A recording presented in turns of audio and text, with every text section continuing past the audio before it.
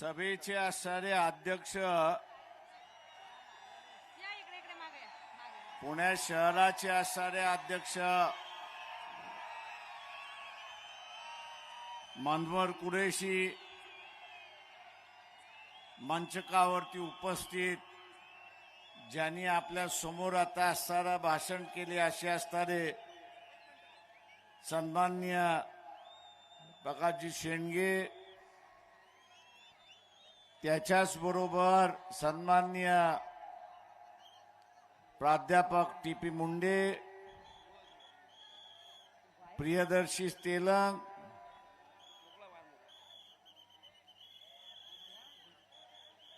व्यासपीठावरती बसलेल्या सगळ्यांचीच नावं मी घेत नाही. उपस्थित बंधूंनो आणि भगिनींनो, शिटी वाजवणारे जे आहेत त्यांनी पहिल्यांदा थांबवा.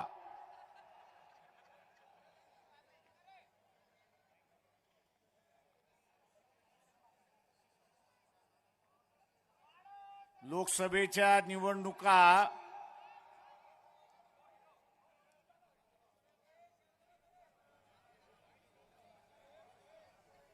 या जवळ आलेल्या आहेत.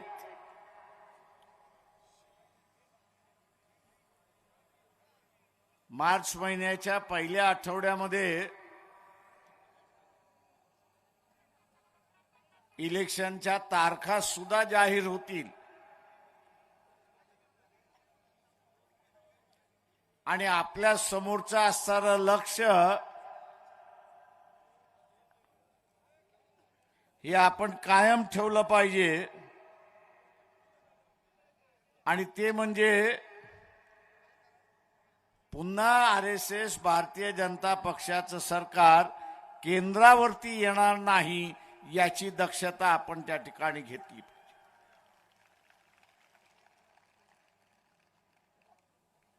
या इलेक्शनच्या अगोदर बऱ्याच घटना घडतील. दंगली सुद्धा घडवण्याचा प्रयत्न होईल.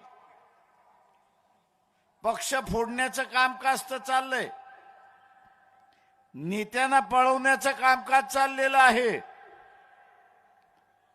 पण शेवटी मतदाराने दाखवण्याची गरज आहे की खरा या देशाचा राजा हा मतदारच आहे आणि तोच ठरवेल की उद्या सत्तेवरती कोण बसणार आहेत.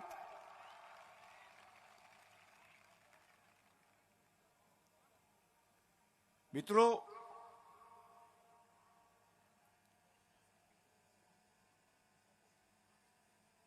आपल्याला असणारा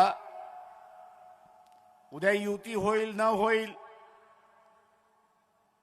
सांगता येत नाही. व्हावी अशी आपली असणारी इच्छा आहे, पण आपल्या इच्छेचं काय करणार? का मोदी असणारा रिंग मास्टर बसलेला आहे.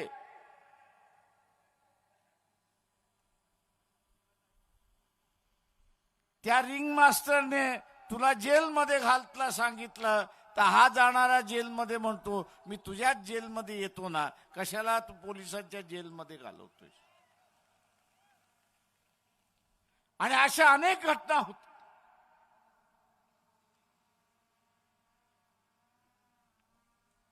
अशा अनेक घटना त्या ठिकाणी होत. पण काही झालं तर आपण आपलं गणित पक्का करून घ्यायचं. आपलं गणित काय?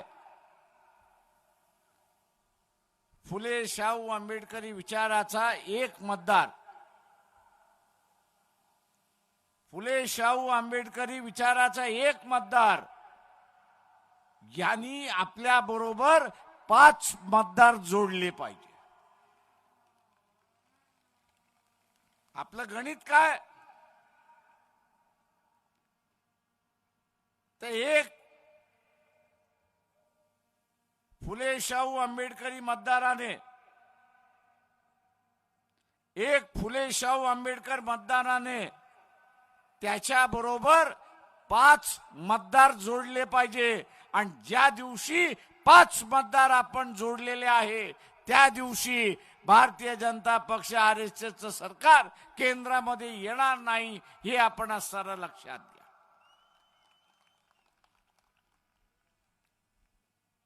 पण जोडत असताना स्वतःच्या नातेवाईकाचं, स्वतःच्या कुटुंबाचं आणि फुले शाहू आंबेडकरी विचाराच्या माणसाचं नाही.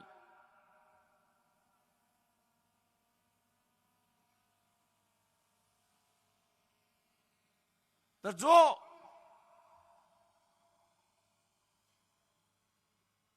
कुणाबरोबर नाही अशाला आपण जोडलं.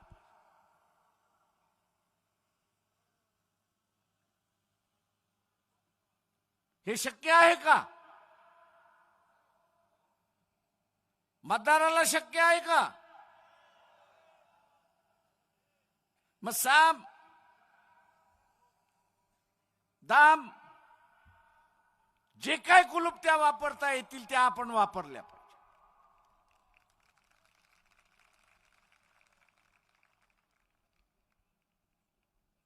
हे पक्षाचं निवडणूक नाही, ही आपली स्वतःची निवडणूक आहे हे आपण लक्षात घेतलं.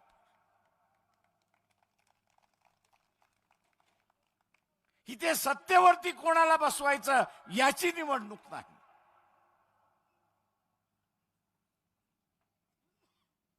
तर या ठिकाणी आपले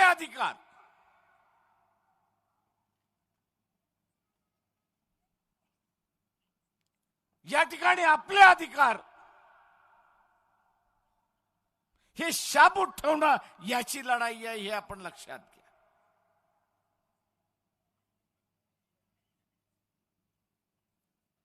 उद्याची व्यवस्था काय होणार याची चुणूक इथल्या सरकारने दाखवून दिली.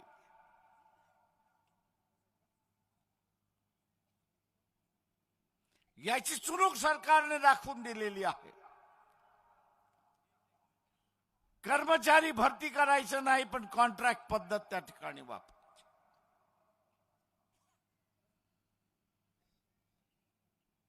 कॉन्ट्रॅक्ट वरती कामगार भरती करायचं. 2 वर्षासाठी 4 वर्षासाठी आणि मग त्याच्या समोर पुन्हा नव्याने असणारा वेठ बिगार पद्धत आणायची अशी परिस्थिती आहे. पुन्हा वेठ बिगार पद्धती का कॉन्ट्रॅक्ट वरती असल्यामुळे शाश्वती नाही, हमी नाही.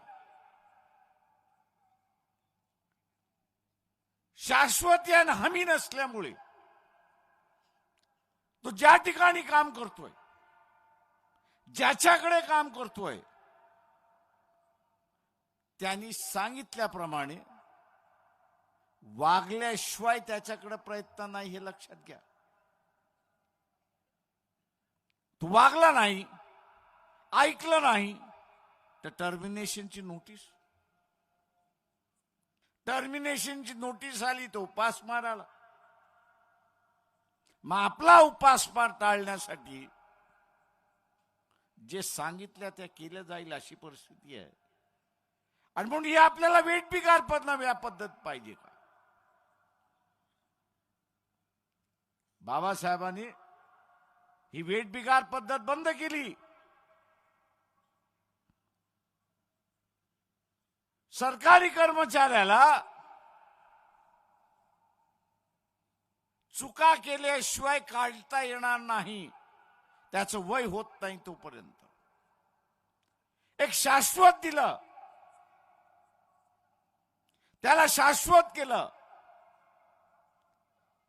पण आता असतानाही शाश्वत काढल्या जात, अशाश्वत केल्या जात. हमी होती ती हमी संपवल्या जाते आणि पुन्हा टांगती तलवार त्याच्यावरती ठेवल्या जाते. ही उद्याची येणारी परिस्थिती आहे. शाश्वत इथलं कोणच राहणार नाही. पूर्णपणे शासनाच्या मर्जीवरती जगावं लागणार अशी परिस्थिती आहे. राजेशाही संपली. पूर्वी राजेशाहीच्या मर्जीप्रमाणे जगावं लागत होतं. स्वातंत्र्य मिळालं, संविधान आलं आणि आम्ही आमच्या मर्जीप्रमाणे जगायला लागलो.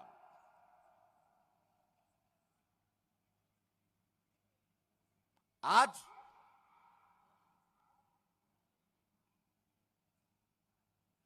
हीच मर्जी जी आहे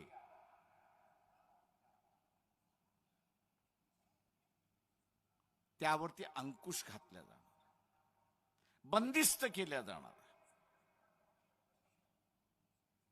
ते वेगवेगळ्या पद्धतीने बंदिस्त केल्या जाणार. एनआरसी मार्फत बंदिस्त केल्या जाईल, दंगलींमार्फत बंदिस्त केल्या जाईल, किंवा कागदावरतीच फक्त आरक्षण ठेवल्या जाईल अशी असणारी परिस्थिती. हा लढा पक्षांचा लढा आहे म्हणून असं बघून चालणार नाही. कुठला तरी पक्ष सत्तेवरती बसवत होता, या अगोदर बरोबर होत का ह्या सगळ्या पक्षाने घटनेने दिलेल्या चौकटीच्या बाहेर आम्ही जाणार नाही हे स्वतःवरती घालून घेतलेलं बंधन होतं. त्याच्यामुळे लोकांचं स्वातंत्र्य हे अबाधित राहिलं. आज आपल्याला असणारं दिसतंय की RSS बीजेपीचं असणारं सरकार हे म्हणतंय की आम्ही संविधानाच्या चौकटीमध्ये राहणार नाही, तर ज्या ज्या वेळेस मिळेल त्या त्या वेळेस आम्ही मोडणार आहोत आणि लोकांना बंदिस्त करणारी व्यवस्था आम्ही करणार. आपल्याला बंदिस्तामध्ये जगायचं आहे का ह्याचा निर्णय या लोकसभेमध्ये द्यायचा हे आपण लक्षात घ्या. आज आपण बघत असाल की ज्या भांडणाचं गरज नव्हती, मार्ग काढता आला असता. सायमन कमिशनचा रिपोर्ट जो बीजेपी जो बाबासाहेबांनी दिला, त्या सायमन कमिशनच्या रिपोर्टमध्ये बाबासाहेब असं म्हणाले होते की ज्या जातींचा उल्लेख केला होता त्याच्यामध्ये त्यांनी गरीब मराठ्यांचा सुद्धा उल्लेख केला होता. त्यांनी या गरीब मराठ्यांचा सुद्धा उल्लेख केला होता, पण त्या काळात झालं नाही.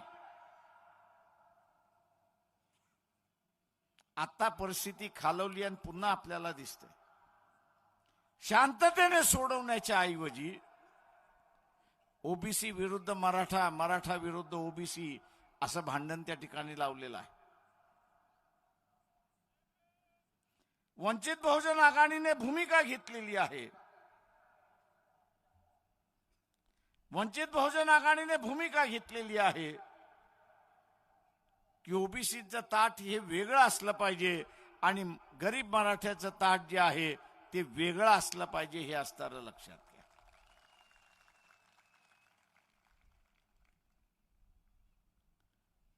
हे ताट वेगळं व्हावं यासाठी जरांगे पाटील लढतायत.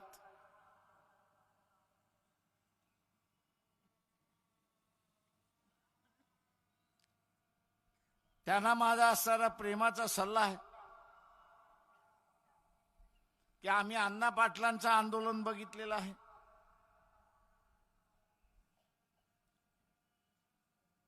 अण्णा पाटलांचं आंदोलन जिरवण्यात आलं.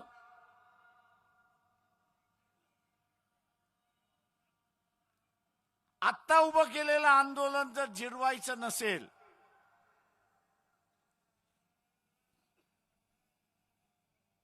तर तुम्हाला इलेक्शन मध्ये उभं राहिल्याशिवाय दुसरा पर्याय नाही.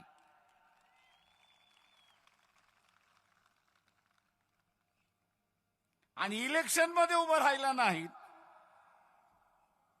तर इथले निजामी मराठे तुम्हाला कधी संपवतील याचं तुम्हालाही कळणार नाही.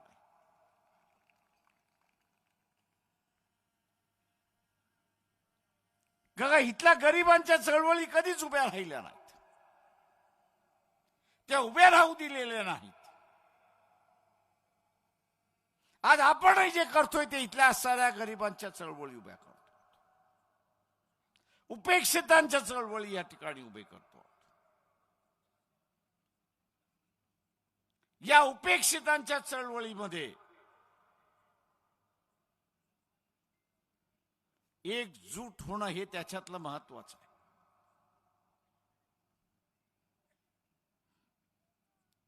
इथे सन्माननीय टी.पी. मुंडे आणि प्रकाश शेंडगे बसलेले आहेत.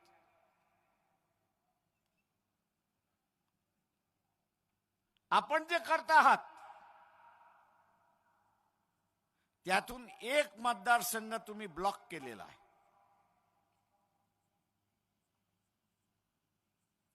तुम्ही एक मतदारसंघ बंद केलेला आहे, त्याला वेगळं पाडलेलं आहे. निजामी मराठ्याला तुम्ही वेगळं पाडलेलं आहे.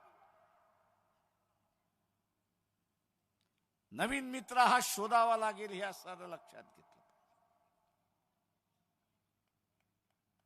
आणि हा नवीन मित्र शोधायचा असेल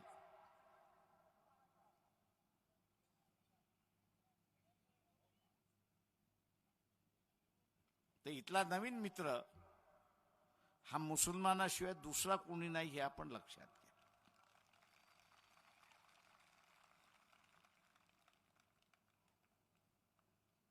हा मुस्लिम समूह सुद्धा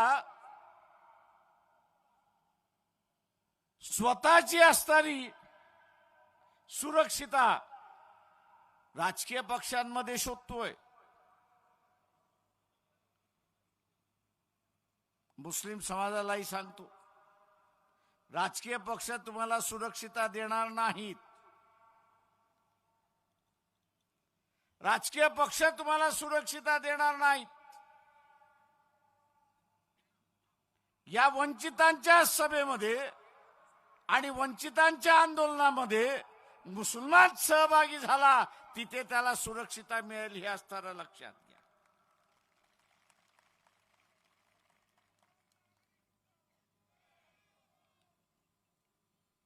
मुसलमान जो अलिप्त होऊन राहतोय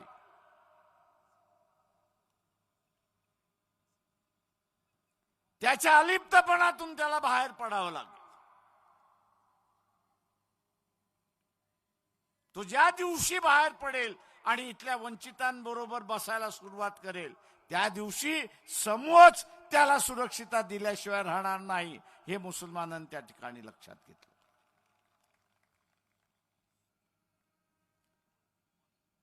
मी असणाऱ्या ओबीसीना विचारत असतो की तुमचं आणि मुसलमानाचं भांडण काय?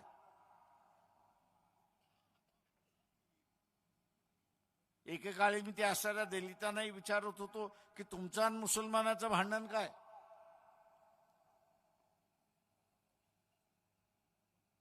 तुम्ही राजे महाराजे होतात का?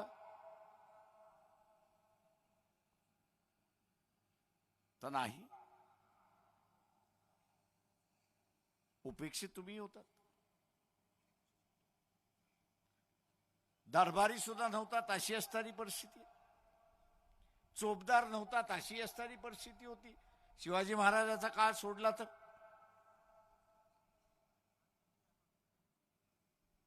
मी इथल्या सवर्णांचं आणि मुसलमानांचं भांडण समजू शकतो. काय का सवर्णांकडे बसलो तर ते म्हणा 800 वर्ष मुसलमानांनी राज्य केलं, म्हणजे 800 वर्ष ते गुलाम राहिले आणि आता ते 800 वर्ष मुसलमानांना गुलाम करायला निघाले. तर त्यांचं राजकीय भांडण आहे हे आपण समजू शकतो. आणि म्हणून सवर्णांच्या राजकारणातल्या पक्ष जे आहेत त्यांचा प्रचार काय असतो की मुसलमान बदमाश आहे.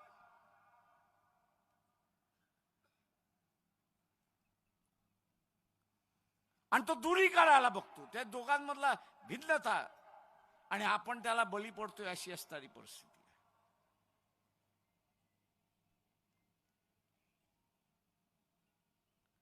टीपी मुंडे आणि प्रकाशजी शेंडगे उद्या 48 जागा जिंकायच्या असतील तर हा भेद जो आहे ओबीसी आणि मुस्लिम हा मिटावा लागेल, तेव्हाच कुठे आपण 48 जागा जिंकू शकतो.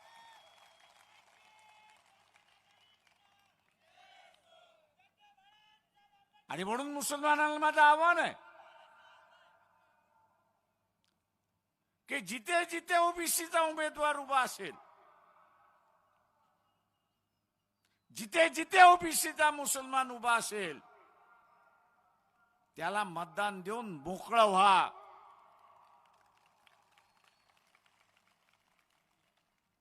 तुमच्या मताने भारतीय जनता पक्षाचं आणि आरएसएसचं सरकार पडणार आहे, एवढं फक्त आपण असताना लक्षात घ्या.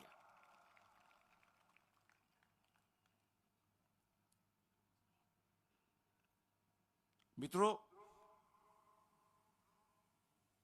हा सारा कठीण काळ, हिम्मत दाखवण्याचा काळ आहे.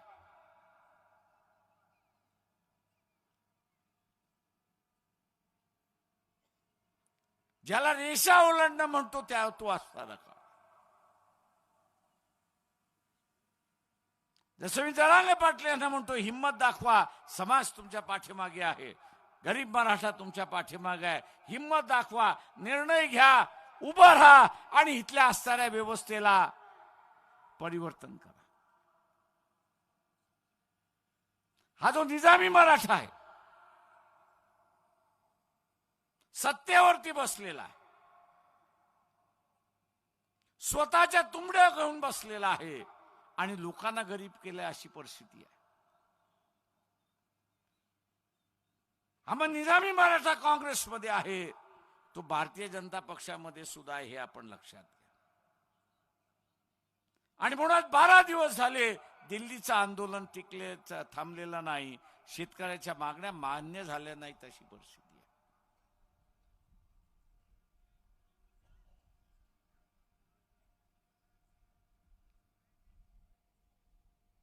उद्याच्या या कालावधीमध्ये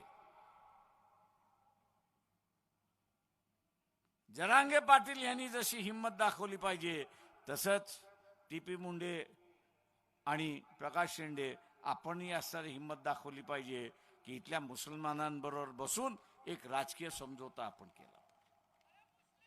ही काळाची गरज आहे.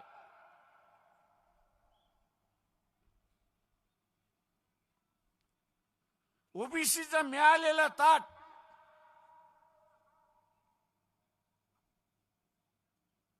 व्हीपी सिंगाच्या निमित्ताने निर्माण झालेलं हे ताट आबाधित ठेवायचं असेल तर हा राजकीय समझोता आपल्याला करावा लागेल, हे लक्षात घ्या. हा राजकीय समझोता करावा लागेल आणि हा राजकीय समझोता आपण जर करू शकलो नाही तर कदाचित ते ताट राहील की न राहील याची असणारी शंका आहे. आरक्षण राहील की न राहील याची असणारी शंका आहे. हे संविधान राहील की नाही याची असणारी शंका आहे. ही लोकशाही राहील की नाही याची असणारी शंका आहे. बंदिस्त व्यवस्था येण्याची सुरुवात होणार.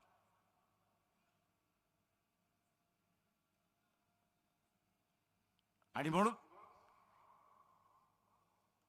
उद्याच्या ह्या व्यवस्थेमध्ये